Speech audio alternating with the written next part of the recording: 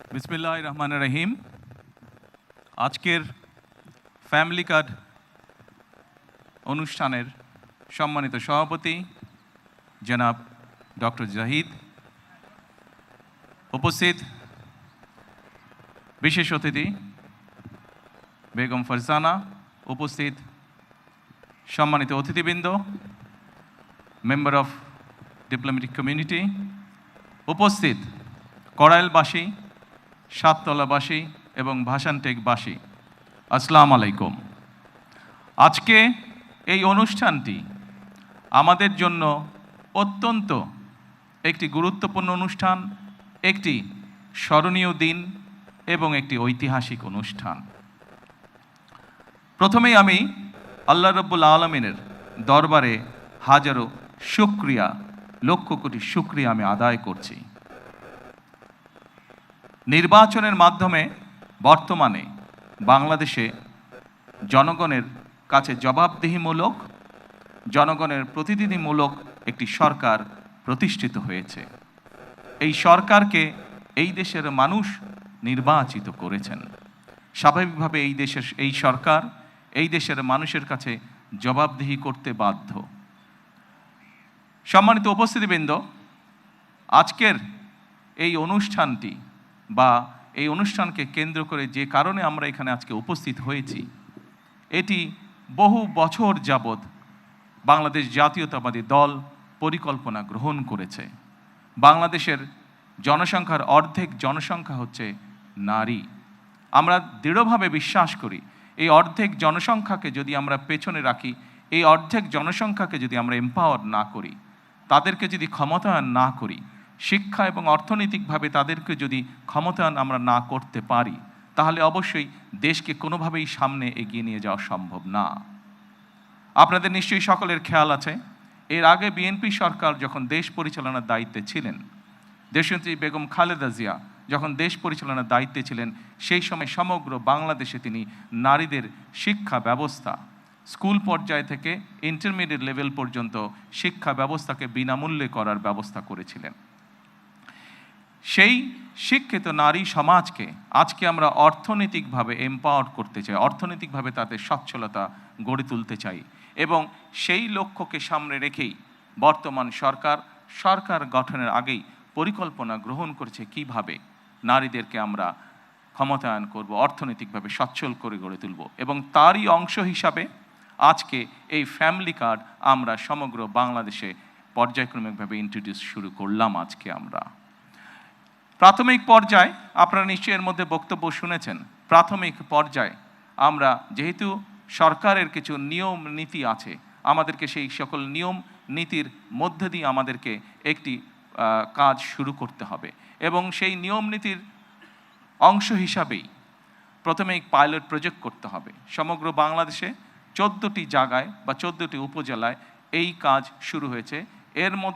এর ভেতরে এই মুহূর্তে প্রায় 37,000 নারী অংশগ্রহণ করছেন। আমাদের এই কড়াইল এলাকা, ভাসান এলাকা এবং সাততলা, এই 3টি এলাকায় প্রায় 15,000 নারীকে এই কার্ডের সুবিধার আওতায় আজকে নিয়ে আসা হয়েছে। ইনশাল্লাহ আমি দৃঢ়ভাবে বিশ্বাস করি আমার সরকার পর্যায়ক্রমিকভাবে বাংলাদেশে যে 4 কোটি পরিবার রয়েছে, সেই 4 কোটি পরিবারের যারা নারী প্রধান, তাদের কাছে আগামী 5 বছরের মধ্যে ইনশাল্লাহ পর্যায়ক্রমিকভাবে সকলের কাছে আমরা এই ফ্যামিলি কার্ড নিয়ে যেতে সক্ষম হব ইনশাল্লাহ।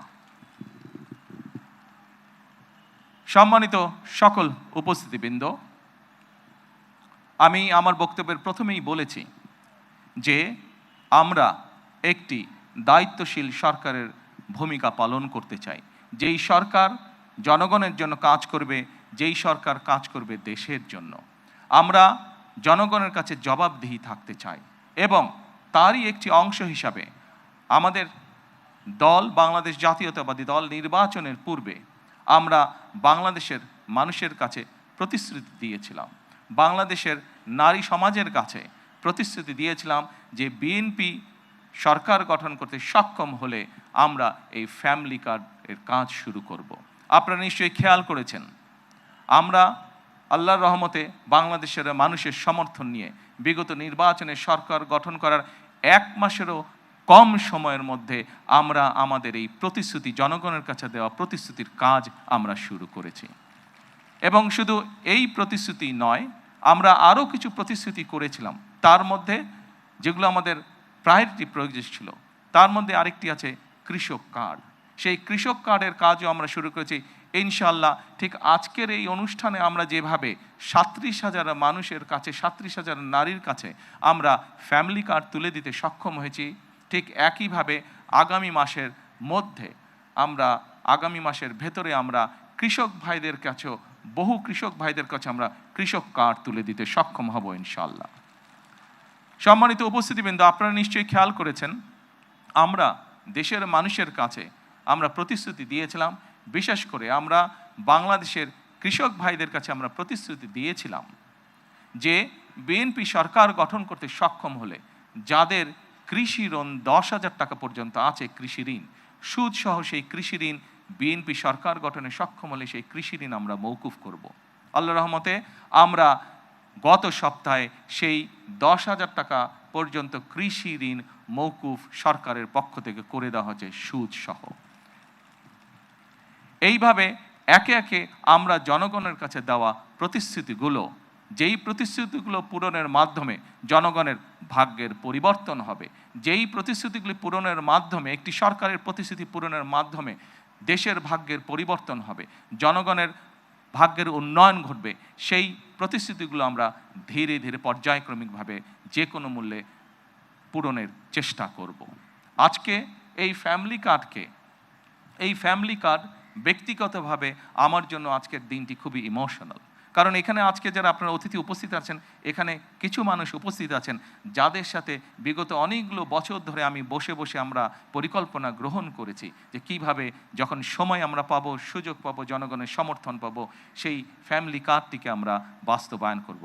আল্লাহ তাআলা রব্বুল আলামিনের রহমতে আজকে আমাদের সেই দিনটি উপস্থিত, যেই দিনে আমরা আমাদের এই প্রতিশ্রুতি রক্ষা করতে সক্ষম হয়েছি। সেজন্যই আজকে আমার জন্য যেমন একটি ইমোশনাল দিন, আমি মনে করি আমার সরকার এবং আমার দল বাংলাদেশ জাতীয়তাবাদী দলের জন্য একটি ঐতিহাসিক এবং একটি ইমোশনাল দিন আজকে।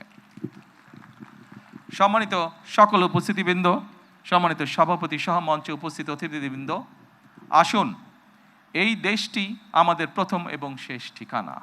এই দেশের মানুষের প্রত্যাশা বর্তমান নির্বাচিত সরকারের কাছে অনেক, সেটি আমরা বুঝতে পারি। কিন্তু একই সাথে আমরা যদি বাস্তবতা বিবেচনা করি এবং সমসাময়িক ঘটনা, মধ্যপ্রাচ্যের যে পরিস্থিতি, সকল কিছু যদি বিবেচনা করি, তাহলে আমরা যে প্রতিশ্রুতিগুলি দিয়েছিলাম, আমরা অবশ্যই আমাদের প্রতিশ্রুতি থেকে বিন্দুমাত্র আমরা অবস্থান পরিবর্তন করব না। হয়তো সমসাময়িক বৈশ্বিক পরিস্থিতির কারণে ক্ষেত্র বিশেষে হয়তো আমাদের কিছু কিছু ক্ষেত্রে সময় বেশি লাগতে পারে প্রতিশ্রুতিগুলো বাস্তবায়নের জন্য। সেজন্যই আজকে আমি সকলকে অনুরোধ করব, এখানে যে সকল এলাকাবাসী উপস্থিত আছেন, আপনাদের মাধ্যমে সমগ্র দেশবাসী যে সকল উপস্থিত আছেন, আপনাদের মাধ্যমে সমগ্র দেশবাসীকে এবং মিডিয়ার মাধ্যমে সমগ্র দেশবাসীকে আমি অনুরোধ করব যে আসুন আমরা ধৈর্যের সাথে সমগ্র পরিস্থিতি মোকাবেলা করি, আমরা ধৈর্যের সাথে সুন্দরভাবে আমাদের এই দেশটিকে গড়ে তুলি। সম্মানিত সকল অতিথিবৃন্দ, আমি নির্বাচনের সময় একটি কথা প্রায় বলতাম, প্রত্যেকটি নির্বাচনী জনসভায় আমি একটি কথা আমার বক্তব্যের শেষে আমি তুলে ধরতাম। সেই কথাটি ছোট্ট একটি স্লোগানের মতন, আপনাদের সকলেরই কম বেশি জানা আছে, সমগ্র বাংলাদেশের মানুষের কাছে স্লোগানটি পৌঁছে গেছে। আজকে সেই স্লোগানটি দিয়ে আমি আমার বক্তব্য শেষ করতে চাই। সেই স্লোগানটি ছিল, করব কাজ, গড়ব দেশ, সবার আগে বাংলাদেশ। সকলকে আবারও আন্তরিকভাবে ধন্যবাদ জানিয়ে আজকে আমার বক্তব্য আমি শেষ করছি। আল্লাহ হাফেজ। বাংলাদেশ জিন্দাবাদ।